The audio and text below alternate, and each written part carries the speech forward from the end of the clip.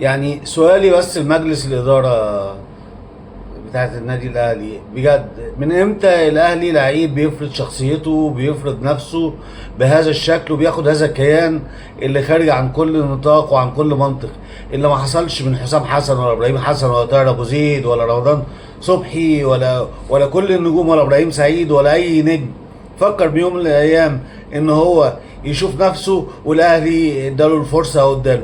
من امتى واحد زي محمد الشناوي بقاله فوق السنه مشطب كوره وبيفرض نفسه بالعافيه ان هو لازم يلعب واساسي؟ غير كده يدعوا بقى ان هو عنده مشكله وعنده اصابه وعنده مش عارف ايه. هو مين الشناوي الضايع دوت؟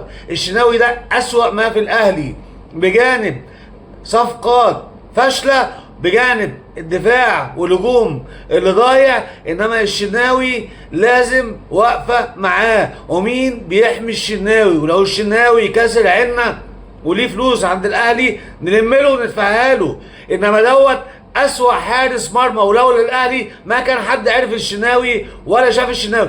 ده حارس الاهلي وجون الاهلي من كوره واحده عبيطه واضحه يطلع بكل بلاها والكرة تعدي منه ولا عيل صغير ويجيبها المهاجم الاجمل وحيده النهارده لبتروجيت على الاهلي تخش جون في الجون الشوربه اللي انتم مصرين تركبوه على الاهلي وانه يكمل مأساة الاهلي.